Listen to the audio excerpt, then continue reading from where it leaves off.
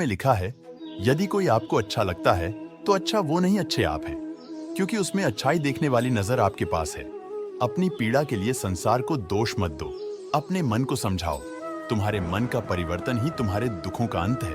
सोच और नीयत अच्छी रखिए, फिर आपके कष्ट प्रभु स्वयं दूर कर देंगे। याद रखना, भगवान से कभी उम्मीद छोड़ना नहीं और दुनिया वालों से कभी उम्मीद रखना नहीं।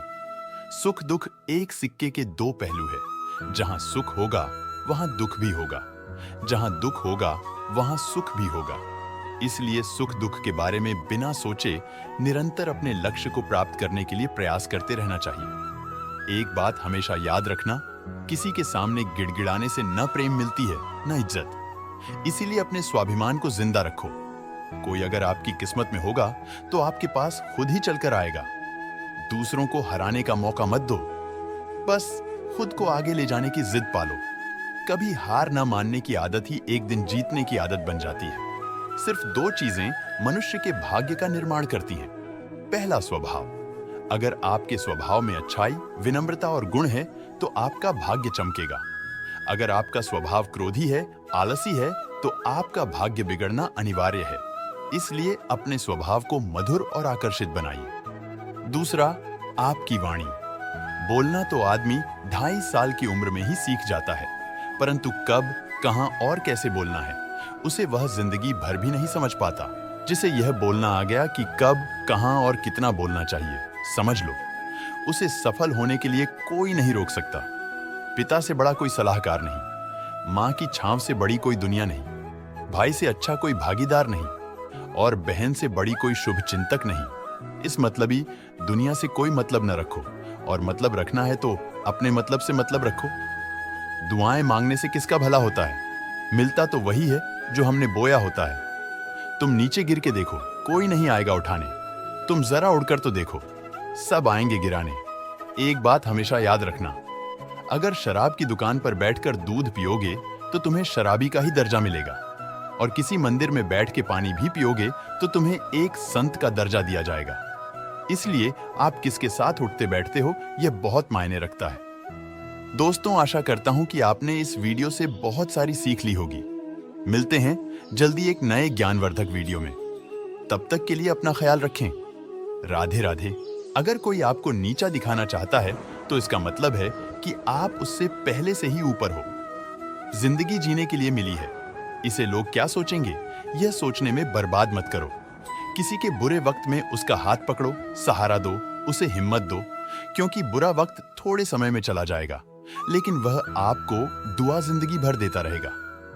मनुष्य सुबह से शाम तक काम करके उतना नहीं थकता जितना चिंता और क्रोध के एक क्षण में थक जाता है। संबंध परमात्मा से अच्छे बना लो तो तुम्हें किसी की जरूरत नहीं पड़ेगी। तुम खुद सबकी जरूरत बन जाओगे।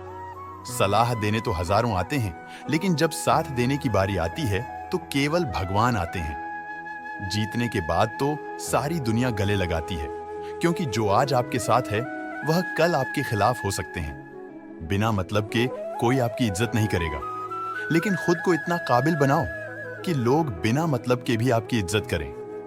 ईश्वर कहते हैं, सोने से पहले तुम सबको माफ कर दिया करो और तुम्हारे जागने से पहले मैं तुम्हें माफ कर दूंगा। ईश्वर ऑन सीजन की तरह है, जिन्हें आप देख नहीं सकते, लेकिन उसके बिना आप रह भी नहीं सकते। कोई और तुम्हारी मदद नहीं कर सकता, अपनी मदद स्वयं करो। आप खुद के सबसे अच्छे मित्र हैं और सबसे बड़े दुश्मन भी। इंसान तब समझदार नहीं होता जब वह बड़ी बातें करने लगे, बल्कि समझदार तब होता है जब वह छोटी छोटी बातों को समझने लगे। आप किस समय सही थे इसे कोई याद नहीं रखता, लेकिन आप किस समय गलत थे ये सब याद रखते हैं। सब दुख दूर होने के बाद ही मन प्रसन्न होगा, यह आपका भ्रम है। मन प्रसन्न रखो, सब दुख दूर हो जाएंगे, यह हकीकत है। किसी भी व्यक्ति की कोई भी बात बुरी लगे तो दो तरह से सोचो। यदि व्यक्ति महत्वपूर्ण है तो भूल जाओ, और बात महत्वपूर्ण है तो व्यक्ति को भूल जाओ। रिश्तों का संबंध सिर्फ रक्त से नहीं होता, जो मुसीबत में हाथ थाम ले उससे बड़ा कोई रिश्ता नहीं होता। ईश्वर कहते हैं, तुम सब कुछ मुझे सौंप दो, सारा दर्द, परेशानी, और बिल्कुल हल्के होकर मुझे याद करो। धीरे धीरे तुम्हारा जीवन बदल जाएगा।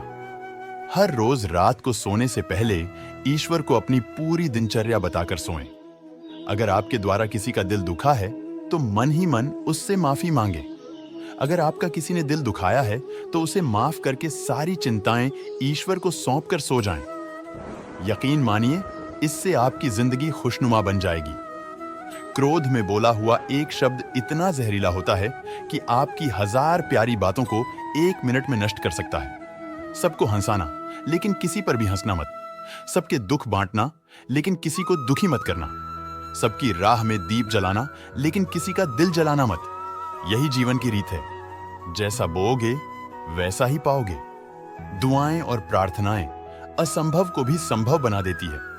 ईश्वर को न हमारे तन की जरूरत है न धन की, उसको तो बस पवित्र मन की जरूरत है। इसलिए वह हमें कुछ भी छोड़ने के लिए नहीं कहता, बस कहता है, बच्चे, मन से विकार छोड़ो, गंदे विचार छोड़ो। जो आने वाला है वह हमेशा गुजरे हुए कल से बेहतर होगा। यही एक सोच आपको जीवन में कभी निराश नहीं होने देगी। झूठ कितना अजीब है, खुद बोलो तो अच्छा लगता है, दूसरे बोले तो गुस्सा आता है। खुशियां चाहे किसी के साथ भी बांट लो, पर गम हमेशा भरोसेमंद इंसान के साथ ही बांटना चाहिए। जीवन में समय चाहे जैसा हो, परिवार के साथ रहो तो सुख बढ़ जाता है, दुख हो तो बढ़ जाता है।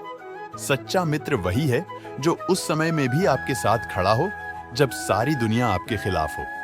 आपके पास जितना भी है उसके लिए बार बार दिल से धन्यवाद कहें, हर वक्त कहें। यकीन मानिए, जितना भी है वह जल्दी कई गुना हो जाएगा।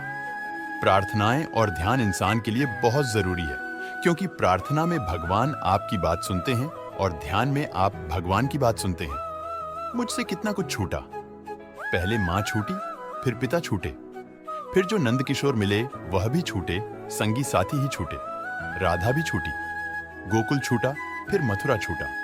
मुझसे जीवन भर कुछ न कुछ छूटता ही रहा। नहीं छूटा तो वह था देवत्व, मुस्कान और सकारात्मकता। ईश्वर दुखी नहीं, उत्सव के प्रतीक है।